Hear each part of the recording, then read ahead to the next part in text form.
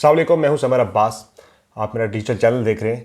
नाज़रीन, इस वक्त जो हमास और इसराइल की जंग है उसका 8वां दिन गुज़रा और बड़ा तकलीफ दे दिन था 8वां दिन भी। इसमें तकरीबन 320 मज़ीद फ़लस्तीनियों को शहीद किया गया है, 79 फ़लस्तीनियों को शहीद किया गया है। और जनाब फ़लस्तीन की साइड पर डेथ टोल जो है फ़लस्तीनी मुसलमानों का वो तकरीबन 2215 तक पहुंच चुका है, यानी 2215 अफराद जो है जो जाम शहादत नोश कर चुके हैं फ़लस्तीन की साइड पे गज़ा के अंदर, जबकि इसराइल की साइड पे 1300 यहूदी हलाक हुए हैं। इस पूरे 8वें दिन की जो डिटेल्स हैं, इंटरनली गज़ा के अंदर क्या होता रहा, इसराइल की जानिब से क्या क्या कम्युनिकेशन हुई और जो मुस्लिम कंट्रीज़ हैं उनकी जानिब से क्या क्या राब्ते हुए, क्या होता रहा, डिटेल्स आपके साथ शेयर करेंगे इस वीडियो में। आपसे रिक्वेस्ट है कि चैनल को सब्सक्राइब करें अगर आपने अब तक सब्सक्राइब नहीं किया, वीडियोज़ को लाइक करें और तमाम वीडियोस की नोटिफिकेशन या अपडेट हासिल करने के लिए बेल आइकन को प्रेस करना ना भूलें और कमेंट सेक्शन में अपना फीडबैक ज़रूर दिया करें ताकि चैनल को मज़ीद बेहतर बनाया जा सके। तो जनाब बात करते हैं 8वें दिन की। तो 8वें दिन जनाब ज़्यादातर वो फ़लस्तीनी शहीद किए गए, 320 टोटल फ़लस्तीनी शहीद हुए 8वें दिन इस जंग के। ज़्यादातर तादाद उन फ़लस्तीनियों की थी जो नॉर्दर्न गज़ा से नकल मकानी कर रहे हैं, निकल रहे हैं। नकल मकानी करते हुए बहुत सारे लोगों को टारगेट किया गया है, यानी कॉन्वे जो जा रहे हैं, गाड़ियाँ जा रही हैं, लोग सामान उठा के पैदल जा रहे हैं, काफ़िले जो हैं उन काफ़िलों को भी हिट किया गया है इजरायली एयरफोर्स की जानिब से, जिसमें 320 अफराद शहीद हुए हैं। और नाज़रीन, वेस्ट बैंक के अंदर भी एक हफ़्ते के अंदर शहीद होने वालों की तादाद जो है टोटल वो 50 तक पहुंच चुकी है। अब जनाब इसराइल की तरफ तो 1300 हलाकते हैं, तकरीबन 3200-3400 लोग जो हैं वो इसमें ज़ख्मी हैं, जबकि फ़लस्तीन के अंदर जो ज़ख्मी होने वालों की तादाद है वो 8500 तक पहुँच चुकी है। इन शहीद होने वाले 2215 अफराद में तकरीबन 450 बच्चे भी शामिल हैं, 500 बच्चे भी शामिल हैं और 450 ख़वातीन भी शामिल हैं। तो तकरीबन ये ख़वातीन और बच्चों की तादाद जो है वो 2215 के अंदर 1000 के करीब बनती है, 950 से 1000 के दरमियान बनती है, जो कि बहुत बड़ा नंबर है। तो जनाब चूँकि इसराइल इस वक्त फ़लस्तीन के अंदर कलेक्टिव पनिशमेंट यानी कि इज्तिमाई सज़ा के कॉन्सेप्ट के तहत संगीन इंसानी जो है एक खिलाफ वर्जी कर रहा है, जंगी असूलों की खिलाफ वर्जियाँ भी कर रहा है, इंसानी हकूक़ की खिलाफ वर्जियाँ भी कर रहा है, निहत्ते शहरियों को मार रहा है। और दूसरी तरफ से जो अपडेट आई है, इसराइल ने जो कंफर्म किया वो ये कह रहे हैं कि हमारे 126 बंदे जो हैं इस वक्त हमास की हिरासत में हैं, जबकि 22 बंदे जो हैं वो एयर स्ट्राइक्स के अंदर या दीगर इंसिडेंट्स के अंदर वो मार दिए गए हैं। तो टोटल 146 थे, 148 टोटल लोग थे, जिनमें से 126 अभी इस वक्त हमास की हिरासत में हैं यरगमाल बंद के, जबकि 22 बंदे जो हैं वो हलाक हो चुके हैं। तो जनाब अब हो ये रहा है कि लोग नकल मकानी तो कर रहे हैं, कुछ ऐसे लोग भी हैं, मैं अभी कुछ स्टेटमेंट्स पढ़ रहा था अल जज़ीरा पे, कुछ ऐसी फैमिलीज़ भी हैं। मैं एक बंदे का मैं बयान पढ़ रहा था, वो ये कह रहा था कि हम 5 ख़ानदान हैं, हम नॉर्दर्न गज़ा के यानी गज़ा शहर की पट्टी के अंदर, हम गज़ा शहर से थोड़ा सा बाहर रहते हैं। तो उन्होंने कहा जी कि हम जो 5 ख़ानदान हैं और हमने फ़ैसला किया है कि हम यहीं पे रहेंगे, इसी मट्टी के अंदर मरेंगे। हम हमारी गैरत तस्लीम नहीं करती कि हम दुश्मन के आगे झुक जाएं और ये इलाका छोड़ के चले जाएं। और हमास की जानिब से भी इजरायली शहरियों को फ़लस्तीनी शहरियों को ये कहा गया है कि आप लोग नकल मकानी ना करें, बल्कि यहीं पर रहें, हम तवक्को ये कर रहे हैं। और ग्राउंड जो फोर्सेस हैं वो तैयार हैं इसराइल की अटैक करने के लिए। जो ही हुक्म आता है तो वो ग्राउंड असॉल्ट जो है वो लॉन्च कर देंगे, यानी ज़मीनी इनकर्जन, ज़मीनी अटैक जो है वो लॉन्च कर दिया जाएगा। 3 लाख इजरायली फ़ौज के रिज़र्व फोर्सेस जो हैं वो मौजूद हैं, इस वक्त डिप्लॉयड हैं गज़ा की पट्टी के बाहर। बहुत बड़ी तादाद में, हज़ारों की तादाद में टैंक्स हैं, तोपें हैं, भारी असलहा है। और इस वक्त भी जो एयर स्ट्राइक्स हुई हैं पिछले 1-2 रोज़ के अंदर, उसमें वाइट फास्फोरस यूज़ किया गया है, ना सिर्फ गज़ा के अंदर बल्कि लबनान की साइड पर भी वाइट फास्फोरस, जो कि एक केमिकल हथियार से कहा जाता है और इसकी इंटरनेशनली सख्ती से ममानियत है किसी भी किस्म की जंग में इसके इस्तेमाल पर। लेकिन अमेरिका ये फराम कर रहा है इसराइल को, और इसराइली फोर्सेस जो हैं वो फायर किए जा रही हैं वाइट फास्फोरस, जो कि बैंड है इंटरनेशनल जंगों के अंदर, आप इसे इस्तेमाल नहीं कर सकते, ममनुआ ये हथियारों के अंदर की लिस्ट में आता है।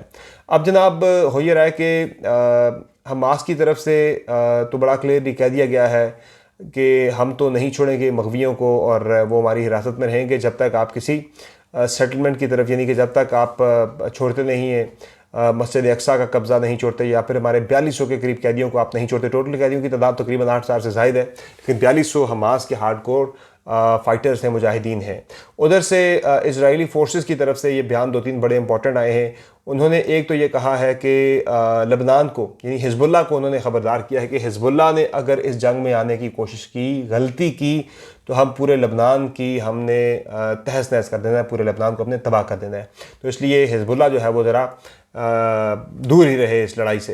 दूसरी तरफ नाज़रीन, कुछ एक्सपर्ट्स की मैं राय देख रहा था। एक्सपर्ट्स ये बता रहे हैं जो कि मिडल ईस्ट को ज़्यादा बेहतर समझते हैं, वो ये कह रहे हैं कि ये जंग ज़्यादा फैलने का इम्कान या फैलने का ख़दशा फौरी तौर पर नहीं है।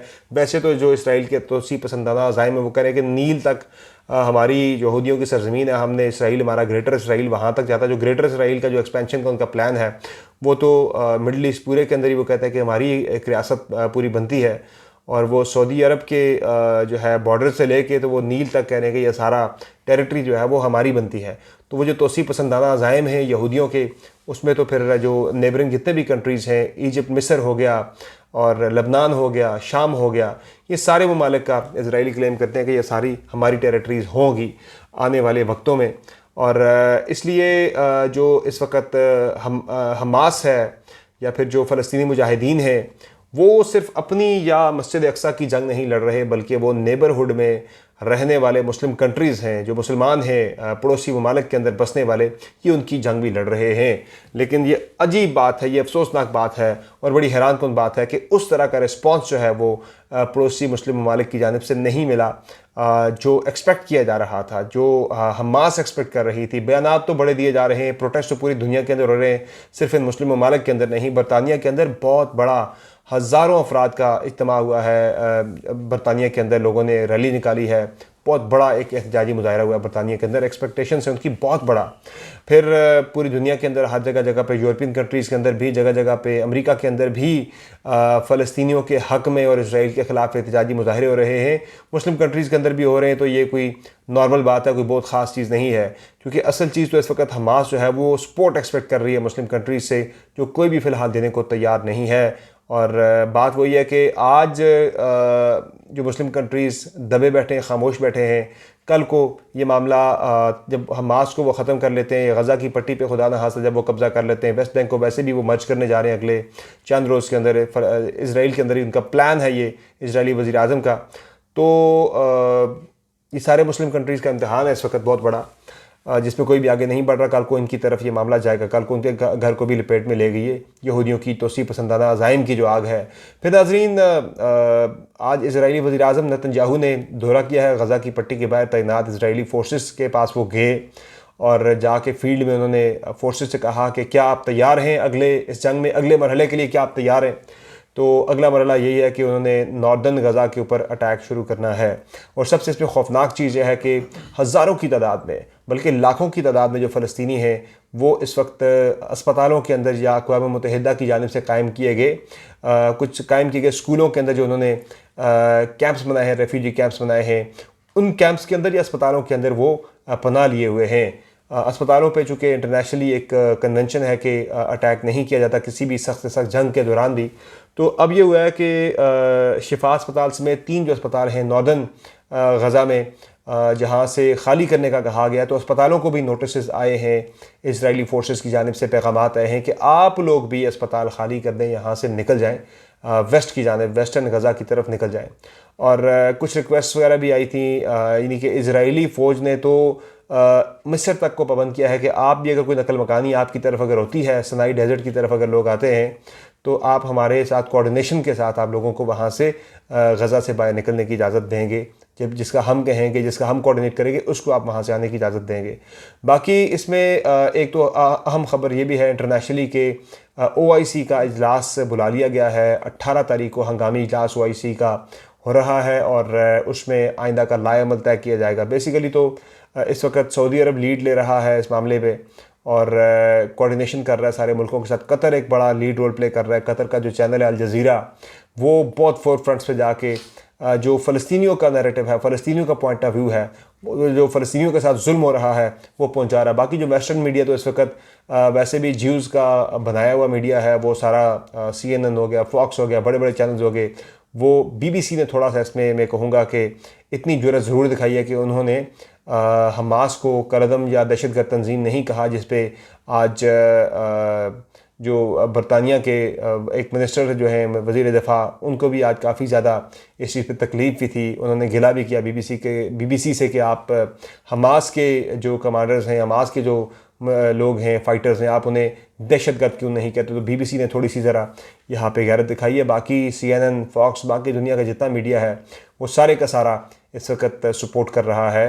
एक वन साइडेड पिक्चर दिखा रहा है कि भाई हमास ने तो बड़ा जुल्म कर दिया, निहत्ते इसराइलियों को मार दिया, जबकि वो जो वहाँ से कर रहे हैं कि हमास के चंद कमांडर्स की को सज़ा देने की खातिर वो एक कलेक्टिव पनिशमेंट जो इज्तमाही सज़ा दे रहे हैं, यानी 2215 लोगों को शहीद कर दिया है और 8,500 से ज़ायद को ज़ख्मी कर दिया है। उनकी प्रॉपर्टीज़, उनकी रिहाइश गाहें, इबादत गाहें, सब कुछ मिसमार कर दिया, तबाह बर्बाद कर दिया है। बड़े बड़े टावर्स को बिल्कुल ग्राउंड कर दिया है एयर स्ट्राइक्स के अंदर। तो वो तो उसको तो जुर्म वो दिखा ही नहीं रहा वेस्टर्न मीडिया। तो एटलीस्ट कतर का अल जज़ीरा जो है वो बढ़ चढ़ के कवरेज दे रहा है और मुसलमानों का नैरेटिव पूरी दुनिया के सामने जा रहा है अल जज़ीरा के जरिए। कतर और सऊदी अरब इसमें लीड रोल प्ले कर रहे हैं। और जो मैं बात कर रहा था कि ये जंग फैलने वाली ज़्यादा नहीं है, तो उसमें एक्सपर्ट्स ये कहते हैं, जो मिडल ईस्ट के एक्सपर्ट्स हैं, वो ये कहते हैं कि अगर ये जंग बढ़नी होती तो पहले दिन ही जब अटैक हुआ था तो उसी दिन ईरान भी इस जंग के अंदर कूद पड़ता, उसी दिन हिजबुल्लाह की तरफ से भी अगर अटैक कर दिया जाता इसराइल के ऊपर तो ये बहुत ज़्यादा लीथल और डिस्ट्रक्टिव साबित हो सकता था। लेकिन पहले दिन अगर ऐसा नहीं किया गया तो आगे भी ईरान ना इस जंग के अंदर आएगा, ना इसमें हिजबुल्लाह आएगी, ना किसी किस्म की और मुसलमानों की तंजीम इस जंग के अंदर आएगी। तालिबान भी वैसे पाकिस्तान के अंदर तो बड़ी बातें करते हैं, यहाँ निहत्ते शहरियों को जो है शहीद कर देते हैं जहाद का नाम देकर। तो यहाँ ज़रा जाए ना, जहाँ बहुत जलती है, बड़ा गर्म है जहाँ पे सरजमीन, जहाँ ज़्यादा ज़रूरत है, जहाँ यहूदियों से जहाद करना है, तो जाए ना ज़रा वहाँ जाके जहाद तो करके दिखाएं ज़रा। असल जहाद तो वहाँ आपने करना है। यहाँ निहत्ते मुसलमानों को आप मारते हैं। तो उनकी तरफ से भी एक बयान, एक आया स्टेटमेंट आई कि भाई हम उनको सपोर्ट करते हैं, उनके साथ हैं। बाकी इस आग में कूदने वाला, इस वक्त इसकी हिम्मत करने वाला कोई मुल्क भी नहीं है। तो ये जंग अब लगता है कि हमास को खुद ही लड़नी पड़ेगी, चूँकि जो इमदादी सामान भी आ रहा है, असलहा तो इस वक्त कोई नहीं दे पा रहा, लेकिन जो इमदादी सामान आ रहा है फ़लस्तीनी शहरियों के लिए वो आ भी रहा है, लैंड भी हो रहा है इजिप्ट के बॉर्डर के साथ, जो बिल्कुल यानी कि मिस्र का जो एक एयरपोर्ट है जो बिल्कुल गज़ा के करीब है, बॉर्डरिंग एरिया में है, वहाँ उस एयरपोर्ट के ऊपर पहुँचाया भी जा रहा है। तकरीबन 5 जो है माल बरदार जहाज़ इमदादी सामान लेके पहुँच चुके हैं, लेकिन वो सामान आगे नहीं जा पा रहा। वो एयरपोर्ट के ऊपर ही डंप किया जा रहा है, चूँकि एक कॉरिडोर जो है, एक सेफ पैसेज जो है, एक राहदारी जो है मदद के लिए, फ़लस्तीनी शहरियों की इमदाद के लिए, वो इसराइल फ़राहम नहीं कर रहा, किसी को भी इजाज़त उसकी नहीं दे रहा, जिसकी वजह से एक बहुत बड़ा इंसानी अलमिया इस वक्त जन्म ले चुका है। गज़ा के अंदर भूख है, नंग है, अफलास है, पीने को पानी नहीं है, खाने को खुराक नहीं है, बिजली पैदा करने के लिए ईंधन ख़त्म हो चुका है। तो एक बहुत बड़ा बहरान, इंसानी बहरान जो इस वक्त जन्म ले चुका है। लेकिन दुनिया का ज़मीर जो है उसे झंझोड़ने वाला कोई भी नहीं है। बाकी ईरान ने आज खबरदार किया है आज अमेरिका को और इसराइल को कि अगर आपने मज़ीद कोई कार्रवाइयाँ की या अमेरिका इस जंग के अंदर आता है या इसराइल को करता है तो फिर उसके ऊपर बड़ा शदीद किस्म का जो है वो एक ज़लज़ला तारी कर दिया जाएगा, एक अटैक का। लेकिन लबनान की हिजबुल्लाह की तरफ से भी इस तरह का बयान आया, लेकिन ये सिर्फ बयान ही है। अमलन अभी तक हमास की मदद के लिए कोई भी मुल्क, कोई भी तंजीम जो है मुसलमानों की, वो सामने नहीं आई। देखते हैं 18 को OIC के इजलास में क्या फ़ैसले होते हैं। इंशाल्लाह आपको अपडेट करेंगे। फिल वक्त समर बात को इजाज़त दीजिए। खुदा हाफ़िज़।